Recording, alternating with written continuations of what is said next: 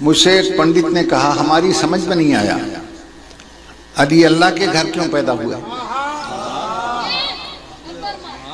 तवज्जो है ये नहीं? मैंने कहा तुम हिंदुस्तान के रहने वाले हो, अगर मैं कुरान सुनाऊंगा तू मानेगा नहीं, हदीस सुनाऊंगा तू मानेगा नहीं। पंडित है तो तुम्हारे रिवाज के मुताबिक पूछता हूं, हिंदुस्तान में कौन सी शय बहुत होती है? कहने लगे आम, उसके बागात बहुत है। मैंने कहा अगर अच्छी नस्ल का आम खत्म हो रहा हो तो उसको कैसे आगे बढ़ाते हैं?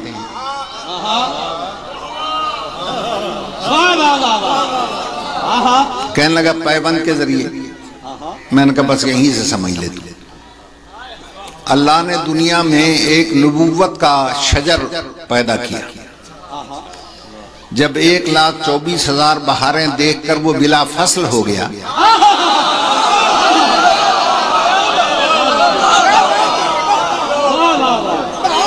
अब नबूवत के शजर पे फसल आनी बंद हो गई। अल्लाह ने उसकी नस्ल को आगे बढ़ाने के लिए उसी जिन्स का एक पौधा अपने सरकारी बंगले के गमले में पैदा कर दिया।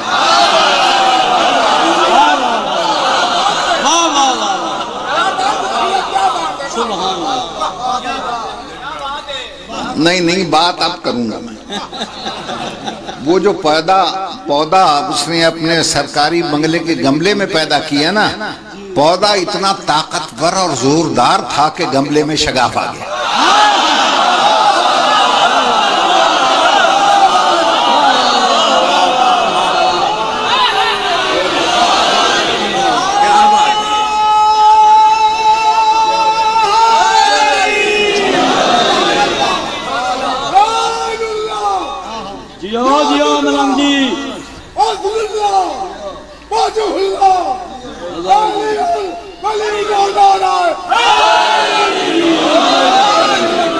वाह मलंग नूरुल्लाह।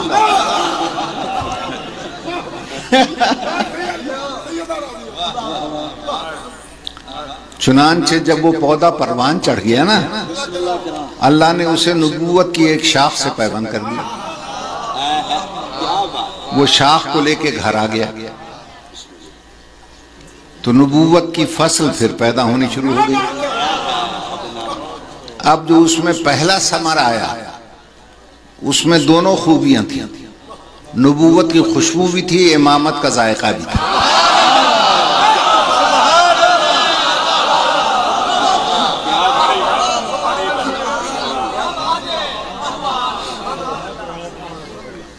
इतना हसीन फल था कि नाम ही हसन हो गया।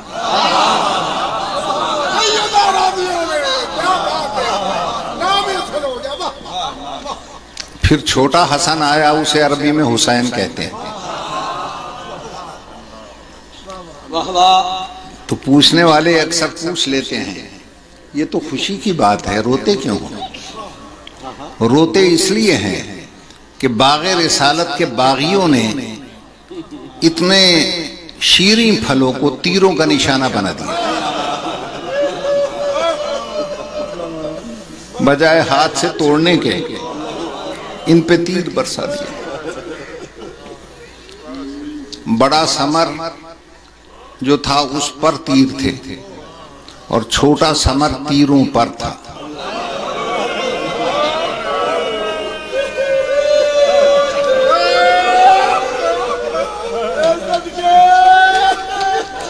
बड़े समर पर इतने जहरालू तीर गिरे कि वो हरा ही उतर गया।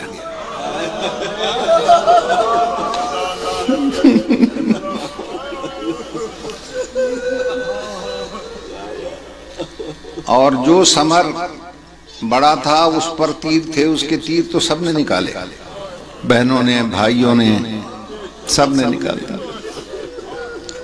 और जो समर तीरों पर था उसके तीर किसी ने नहीं निकाले। हो सकता है आप सोचें कोई निकालने वाला नहीं होगा, नहीं, अल्लाह रखे उसकी बहन भी थी, बेटी भी थी। फिर आप सोचेंगे शायद किसी ने जाने नहीं दिया, नहीं, वहीं से गुजारा गया। फिर क्यों ना निकाले तीर? बस मसाइब मेरे बात पढ़ने वाले खूब सुनाएंगे, मैं एक जुमला कहकर बयान मुख्तसर करता हूँ। अजीजों, तीर निकाले जाते हैं हाथों से।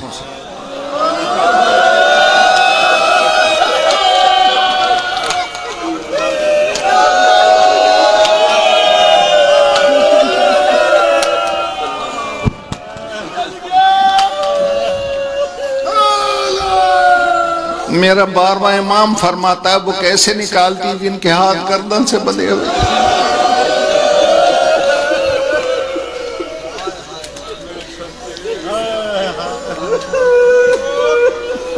भाई की लाश का तवाफ तो करती रही मगर तीर नहीं निकाला। मगर आलिमा गैर मुअल्लिमा थी, कहने लगी हुसैन भाई, मुझे याद है बचपन में ईद का जोड़ा अम्मा ने जन्नत के दर्जी से मंगवाया था।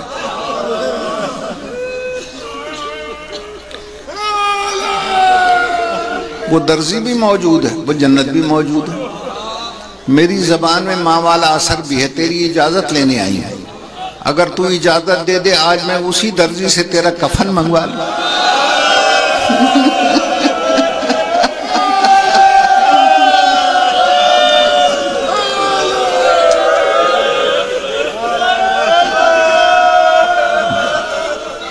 शहीद आजम की लाश तड़प गई। आवाज आई, मेरी बहन तकलीफ न कर। जिन जालिमों ने अंगूठी के लालच में मेरी उंगली नहीं छोड़ी वो जन्नत का कफन कैसे छोड़ दें। बेकफन दफन हो जाने थे। ठंडी सांस भर के कहा, अच्छा हुसैन तू बादशाह जो हुआ, बेशक अपनी मर्जी से दफन हो जा बेकफन, मगर एक बहन का वादा याद रख। तेरी बेकफनी की इतनी तशहीर करूंगी, वादा करती हूं हर मरने वाला तेरे करबला का कफन न मांगे, मुझे बहन न कहना।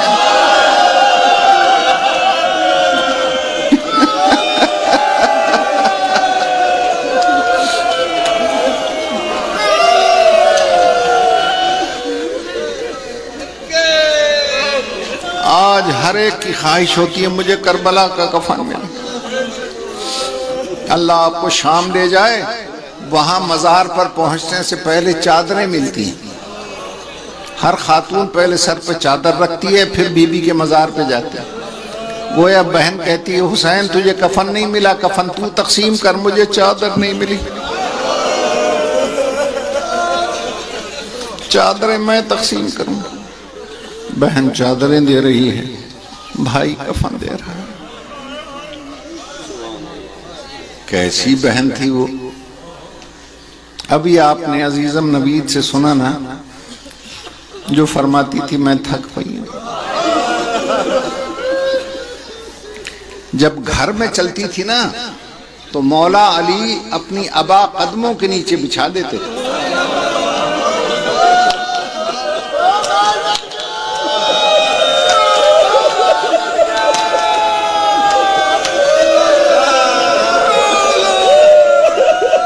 ताकि जमीन सख्त न महसूस हो।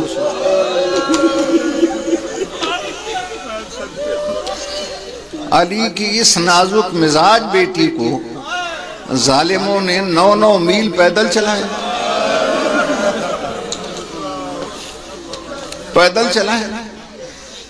बड़े माशाल्लाह काबिल पढ़ने वाले मेरे बाद बैठे हैं। मसाइब खान इनसे पूछें, किताबें पढ़ के बताएं, जिसे 9 मील पैदल चलाया गया, क्या उसके पाँव में जूतियां थीं?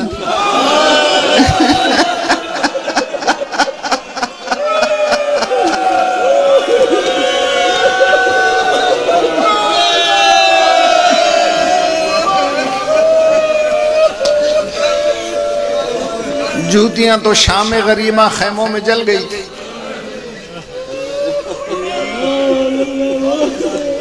कैसे पथरीली जमीन पर नंगे पांव चली होगी। मगर उसी मुअज्जमा की कसम, जब दरबार में कदम रख के ज़बान मुबारक से कहा ना बिस्मिल्लाहिर्रहमानिर्रहीम, वो जलाल था आवाज में कि पूरा दरबार ताजीम के लिए बेसाख्ता खड़ा। एक नाबीना सहाबी बैठा था, नजर तो आता कुछ नहीं था, साथ वाले से कहता है ये दरबार में अली बोल रहे हैं।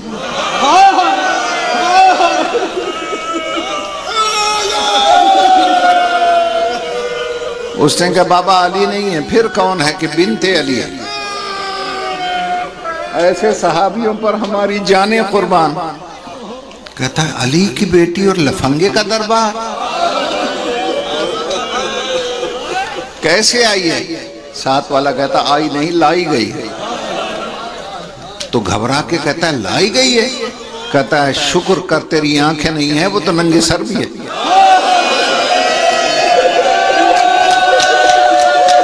उसके हाथ भी गर्दन से बंधे हुए हैं। वहीं से कहता है मैं तेरे नाना का सहाबी हूं, घबराना नहीं, मैं तेरी मदद के लिए आ रहा हूं।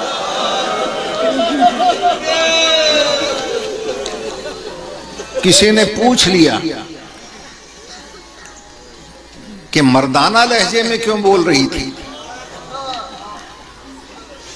अब इस फलसफे को कौन समझे?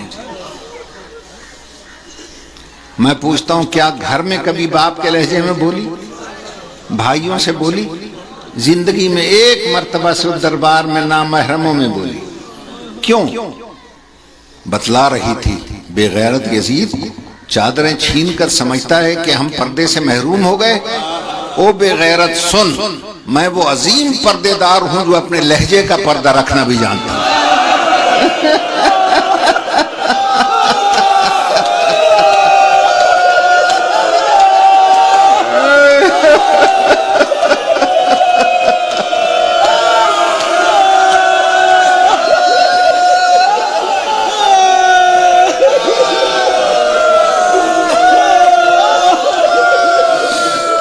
मैं अपनी आवाज को बेपर्दा क्यों करूं?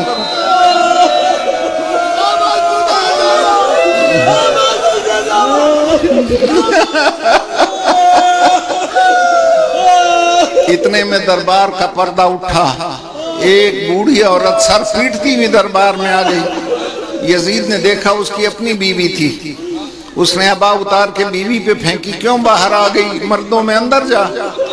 उसने अबा एक तरफ फेंकी, यजीद को धक्का दिया और कहा बेगैरत अपनी बीवी के पर्दे का ख्याल है और जिसकी माँ का जनाजा रात के अंधेरे में भरे दरबार में फरियाद कर रही, कोई सर पे चादर रखने वाला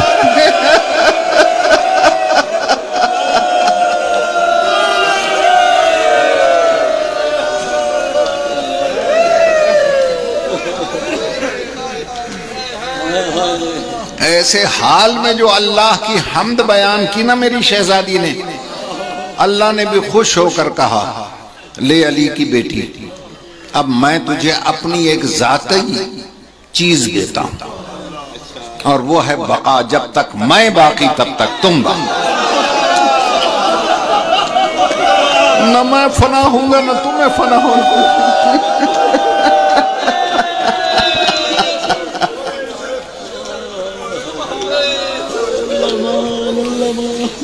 अजीजो क्या गुजर गई मेरी शहजादी पर।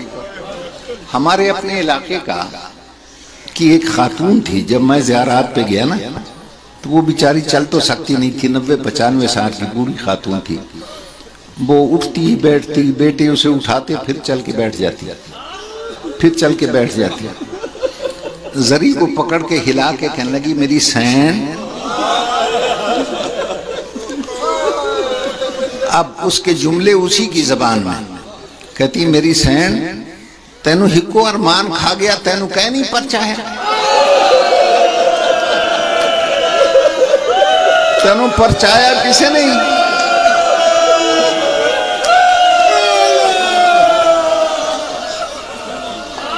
मैं टुर भी नहीं सकती मगर तेरे पुत्रां दी परचावनी ले आई है। फिर कहने लगी कोई है जड़ा मेरी जबान दा अरबी तर्जमा करे। मैं कहा माई फरमा कि जितने बीबी दे जायर आए ना जवार, इन्हां चो जेड़े सैयद हैं उन्होंने मेरी तरफों आखो बीबी दी जरी नप के ना बीबी दी सैन को एक मेरी अम्मा दा आखो जा।